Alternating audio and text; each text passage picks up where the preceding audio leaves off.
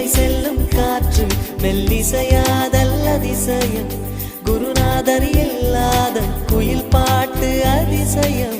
அதிசயமே அசந்து போகும் நீ எந்த அதிசயம் கல் தோன்றி மண் தோன்றி கடல் தோன்றும் முன்னாலே உண்டான காதல் அதிசயம்